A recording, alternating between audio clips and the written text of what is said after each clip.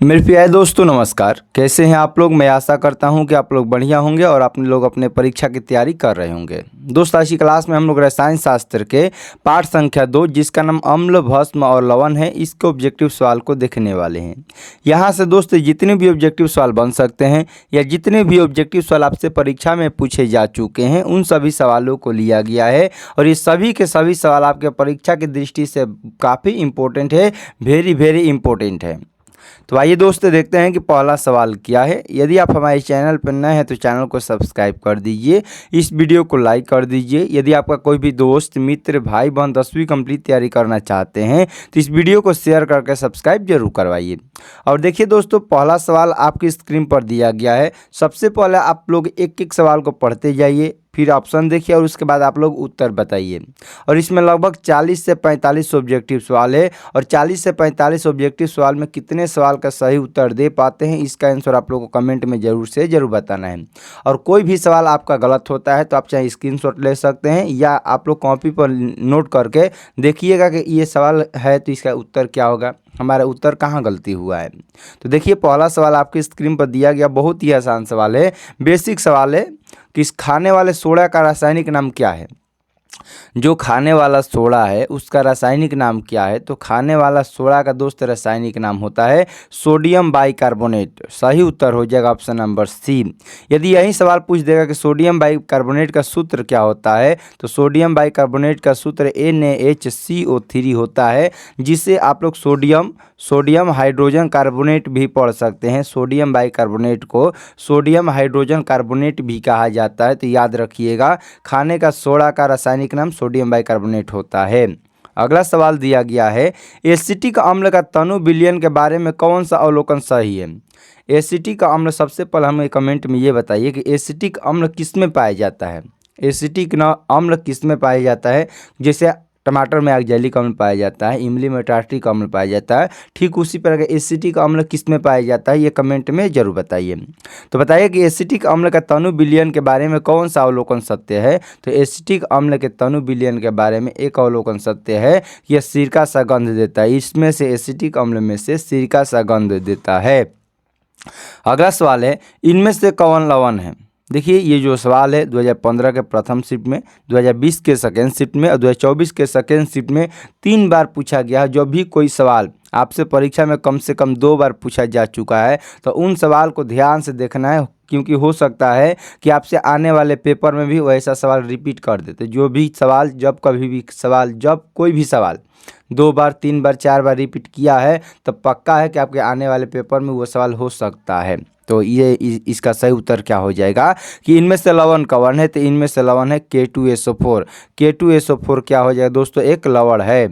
अगला सवाल है यदि कोई नीला लिटमस पत्र को लाल कर देता है तो इसका pH मान क्या होता है। तो सबसे पहले आपको यही जानकारी होना चाहिए कि जब भी नीला लिटमस पत्र ब्लू से यानी कि नीला से लाल हो जाएगा तो उसे हम लोग अम्ल कहते हैं। क्या कहते हैं, अम्ल कहते हैं। यदि कोई लाल लिटमस पत्र, रेड लिटमस पत्र नीला हो जाता है तो वह क्या होता है दोस्तों, साल्ट होता है, क्षार होता है। क्या हो जाएगा दोस्तों, बेस हो जाएगा, ABAC हो जाएगा। यानी कोई भी नीला लिटमस पत्र लाल हो जाएगा तो अम्ल होता है। और हम लोग जानते हैं कि अम्ल का pH मान हमेशा 7 से कम होता है। तो नीला से जब भी लाल होगा तो वह अम्ल होगा और उसका pH मान हमेशा 7 से क्या हो जाएगा दोस्तों, कम होगा। सही उत्तर ऑप्शन नंबर A हो जाएगा। अगला सवाल है ऑक्जेलिक अम्ल का प्राकृतिक स्रोत क्या है। मैंने आपको क्या बताया कि एक सवाल यहाँ से आपको हर एक साल देखने को मिलेगा कि टमाटर में कौन सा पाया जाता है, सिरका में कौन सा पाया जाता है, इमली में कौन पाया जाता है, लाल चींटी में कौन सा पाया जाता है अम्ल। तो इसी प्रकार ऑक्जेलिक अम्ल जो है ये किस में पाया जाता है। तो सभी लोग को याद होना चाहिए जो टमाटर होता है तो टमाटर में ऑक्जेलिक अम्ल पाया जाता है। अभी तक हम लोगों ने 5 सवाल देखा, 5 में से 5 किसका सही हुआ है, जल्दी से आंसर बताइए, कमेंट में बताइए। यदि 5 में से 5 जिनका सही हुआ है बहुत बढ़िया है। यदि 5 में से एक भी आपका गलती है तो आपको यही गलती को सुधारना है, क्योंकि ऐसे सवाल आपको हर एक साल परीक्षा में छोटा सा सवाल देखने को हर एक साल आपको मिलेगा।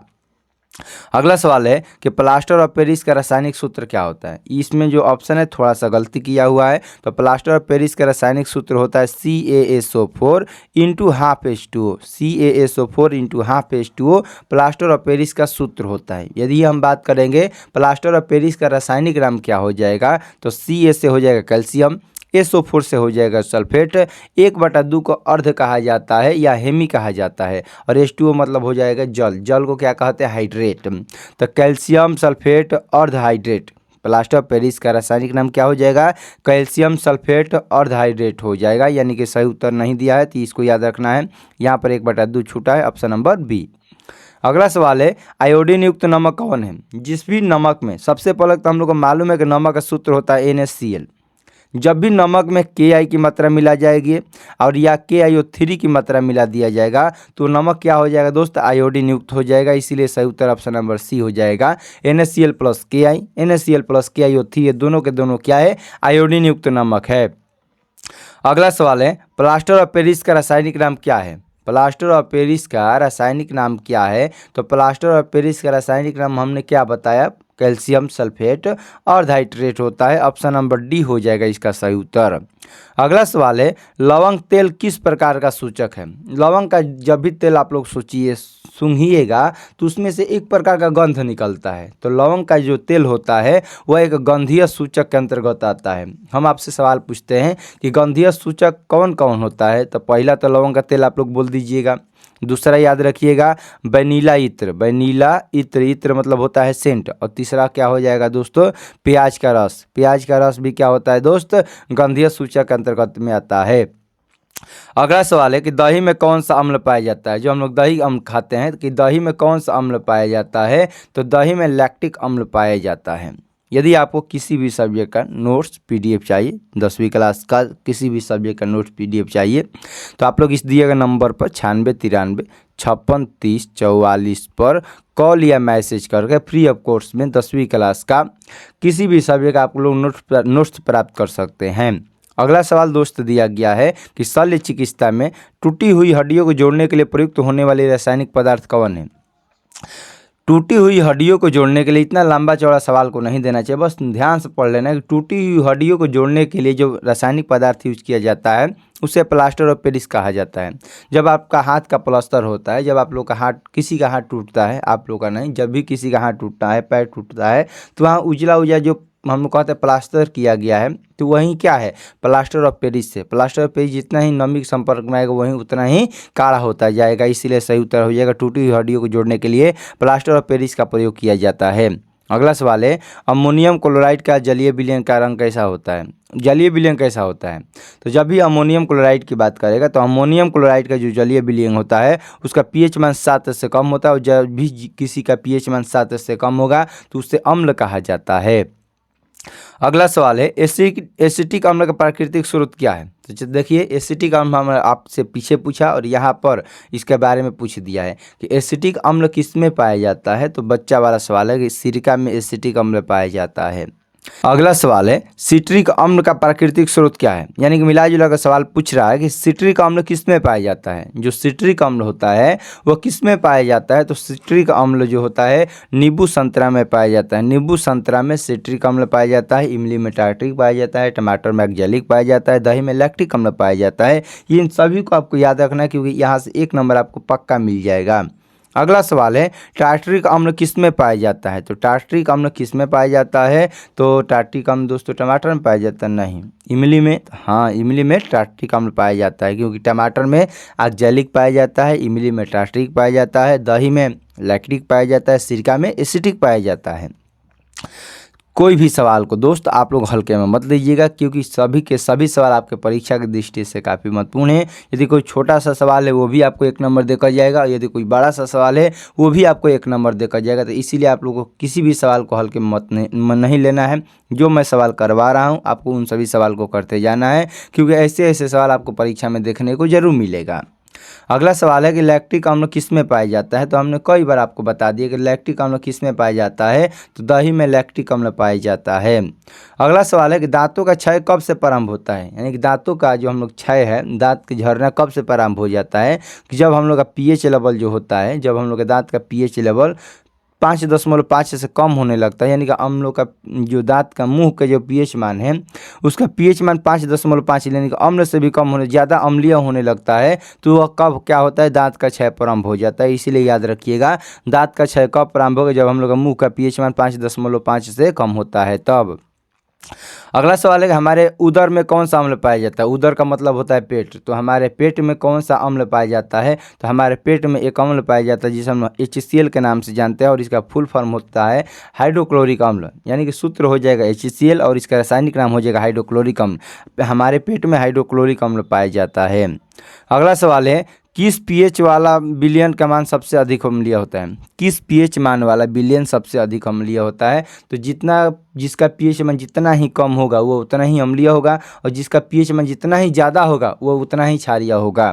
तो इनमें से सबसे अधिक अम्लीय कौन होगा, तो अम्लीय पीएच का मान 1 होगा, तो क्योंकि यहाँ सबसे कम पीएच मान किसका, 1 का है, इसीलिए इसका पीएच मान वाला 1 वाला विलयन अधिक अम्लीय होगा। अगला सवाल है कि बेकिंग सोडा का रासायनिक नाम क्या है। तो पहला ही सवाल एकदम हूबहू है, लेकिन बेकिंग सोडा का रासायनिक नाम यहाँ पर सोडियम बाइकार्बोनेट नहीं दिया है। तो सोडियम बाइकार्बोनेट को हमने आपको क्या बताया कि सोडियम बाइकार्बोनेट का सूत्र होता है NaHCO3।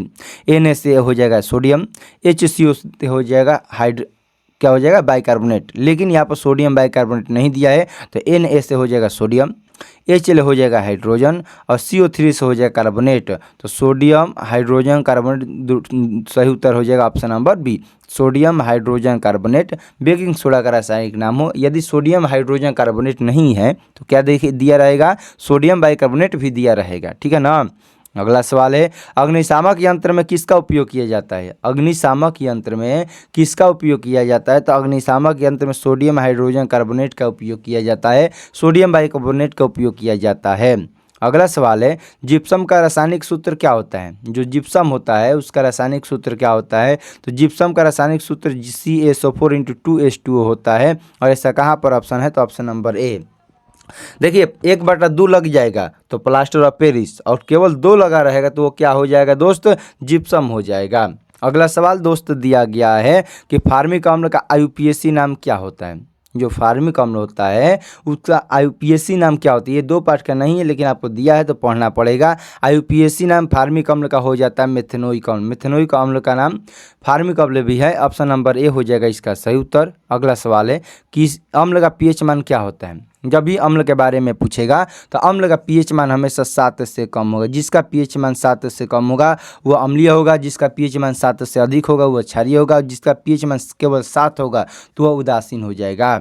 अगला सवाल दिया गया है, कौन गैस चूने के पानी को दूधिया कर देता है। इनमें से कौन ऐसा गैस है जो चूने के पानी को दूधिया कर देता है। तो चूने के पानी को दूधिया करने वाले एक ही गैस है जिसका नाम CO2 है, जिसे हम लोग हिंदी में क्या कहते हैं, कार्बन डाइऑक्साइड कहते हैं। ऑप्शन नंबर सी हो जाएगा। यदि दोस्त आप हमारे चैनल पर नए हैं तो चैनल को सब्सक्राइब कर दीजिए, इस वीडियो को लाइक कर दीजिए। यदि आपका कोई भी दोस्त मित्र भाई बहन 10वीं कंप्लीट तैयारी करना चाहते हैं तो इस वीडियो को शेयर करके सब्सक्राइब जरूर करवाइए। और अगला सवाल दोस्त दिया गया है कि सिरका में कौन सा अम्ल पाया जाता है। तो ये बहुत आसान सवाल है, अब इसको छोड़ते चलते हैं। सिरका में एसिटिक अम्ल पाया जाता है। अगला सवाल है, अम्लीय वर्षा जल का पीएच मान कितना होता है। अम्लीय वर्षा जल का पीएच मान होना चाहिए, तो अम्लीय वर्षा जल का जो पीएच मान होता है वो 5.6 से कम होना चाहिए। 5.6 नहीं, 5.6 से कम होना चाहिए पीएच मान अम्लीय वर्षा के लिए। अगला सवाल है, बेकिंग पाउडर किसका मिश्रण है। बेकिंग पाउडर जो है वो किसका मिश्रण होता है। तो बेकिंग पाउडर सबसे पहले सोडियम बाइकार्बोनेट का मिश्रण होना चाहिए। तो सोडियम बाइकार्बोनेट वाला ऑप्शन कौन कौन नहीं है, ऑप्शन नंबर ए और ऑप्शन नंबर सी, बच गया 2। तो जो बेकिंग पाउडर होता है सोडियम बाइकार्बोनेट और टार्टरिक अम्ल का मिश्रण होता है। टार्टरिक अम्ल और सोडियम बाइकार्बोनेट का मिश्रण होता है कौन, baking powder. Option number D याद रखना है कि ऑप्शन नंबर डी हो जाएगा इसका सही उत्तर। बेकिंग पाउडर जो होता है वो अब सोडियम बाइकार्बोनेट और टार्टरिक अम्ल का मिश्रण होता है। अगला सवाल है, संगमरमर का रासायनिक सूत्र क्या होता है। ये भी लॉलीपॉप सवाल है, छोटा सा सवाल है, एकदम उड़ाते चलिए। संगमरमर का रासायनिक सूत्र क्या हो जाएगा, तो संगमरमर का रासायनिक सूत्र हो जाता है दोस्त CaCO3। और देखिए भाई इतना सवाल है और ऐसे सवाल का आपको परीक्षा में छोड़ना नहीं है। ऐसे ऐसा सवाल अब आप लोग परीक्षा में छोड़ के आइएगा तो आप लोगों के पढ़ने का मूल क्या रह जाएगा, आप ही लोग बताइए। इसीलिए आप लोग ऐसे सवाल को, छोटे छोटे सवाल को छोड़कर तो कभी आना ही नहीं है, क्योंकि ये बहुत आसान आसान सवाल दिया है। अगला सवाल दोस्त दिया गया है कि नीला थोथा, जिसे हम लोग तुतिया के भी नाम से जानते हैं, इसका रासायनिक सूत्र क्या होता है।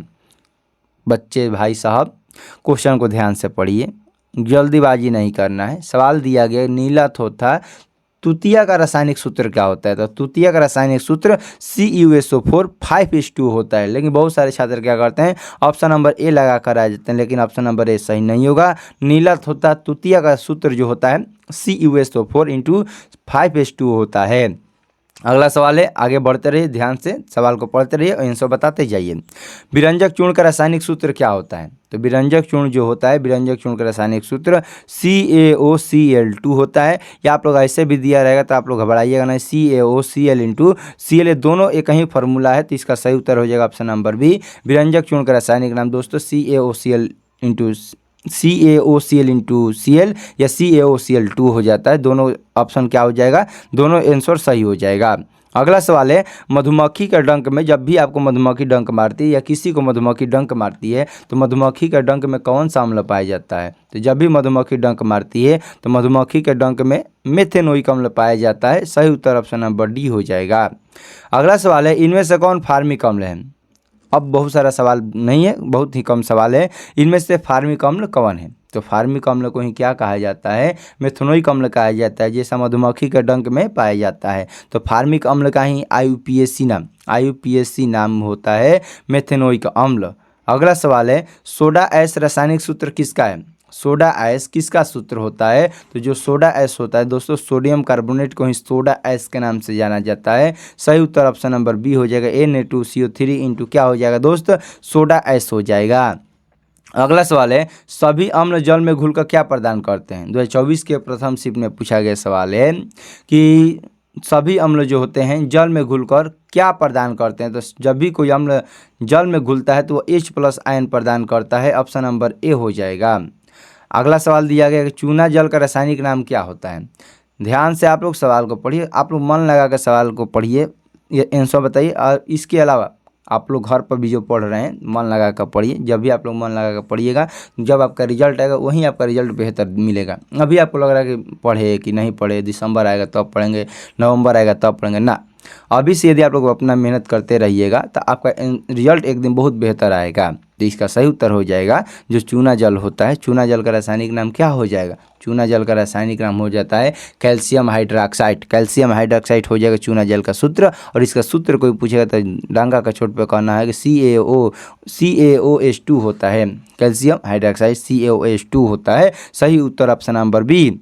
अगला सवाल है कि यदि कोई लाल लिटमस पत्र नीला कर देता है तो उसका pH मान क्या होता है। तो हमने आपको बताया जब भी लाल लिटमस पत्र नीला हो जाएगा तो वो क्या हो जाएगा दोस्तों, बेस हो जाएगा। और बेस का pH मान हमेशा 7 से अधिक होगा। यदि लाल लिटमस पत्र नीला हो जाएगा तो वह क्षार हो जाता है और क्षार का pH मान हमेशा 7 से अधिक होगा। और ऐसे भी आपको मालूम होना चाहिए कि 1, 4, 5 ये सब 7 से कम है तो अम्लीय प्रकृति का है। अब जबकि एक ऑप्शन जो है 10 है, इसीलिए ऑप्शन नंबर डी मार देना है। और आप लोग सवाल भी नहीं पढ़िएगा तो अभी आप लोग इसका आंसर बता सकते हैं। अगला सवाल है, कौन सा नीला लिटमस पत्र को लाल कर देता है। इनमें से नीला लिटमस पत्र को लाल कौन कर देगा। तो हम लोग जानते हैं जब भी कोई नीला लिटमस पत्र लाल हो जाता है, जब भी कोई नीला लिटमस पत्र लाल हो जाता है तो अम्ल होता है। सही उत्तर ऑप्शन नंबर सी हो जाएगा। अगला सवाल है कि खाने वाला सोडा का रासायनिक सूत्र क्या होता है। चलिए जल्दी से आंसर बताइए, खाने वाला सोडा का रासायनिक सूत्र क्या होता है। तो खाने वाला सोडा का रासायनिक सूत्र NaHCO3 होता है। ऑप्शन नंबर क्या हो जाएगा दोस्तों, बी हो जाएगा इसका सही उत्तर। आज का सवाल और हम लोग का अंतिम सवाल, इस सवाल का आंसर आप लोग ऐसे समझिए कि ये जो सवाल है आज का सवाल, ये आपके लिए होमवर्क है और आप लोग इसका आंसर कमेंट में बताइए। बहुत ही आसान सवाल है कि साधारण नमक का रासायनिक सूत्र क्या होता है। यदि नहीं मालूम है तो इसका आंसर हम लोग कल की क्लास में डिस्कशन करेंगे, लेकिन आज आपको बताना है कि आज के सवाल में कि साधारण नमक का रासायनिक सूत्र क्या होता है। इसका आंसर आप लोग कमेंट में ज़रूर से ज़रूर बताना है। तो चलिए दोस्त, आज की क्लास को यहीं पर समाप्त करते हैं। क्लास कैसा लगा कमेंट में ज़रूर बताइए। यदि आप हमारे चैनल पर नए हैं तो चैनल को सब्सक्राइब कर दीजिए, इस वीडियो को लाइक कर दीजिए। यदि आपका कोई भी दोस्त मित्र भाई बहन 10वीं कंप्लीट तैयारी करना चाहते हैं तो इस वीडियो को शेयर करके सब्सक्राइब जरूर करवाइए। मिलते हैं अगले क्लास में, तब तक के लिए आपको जय हिंद जय भारत।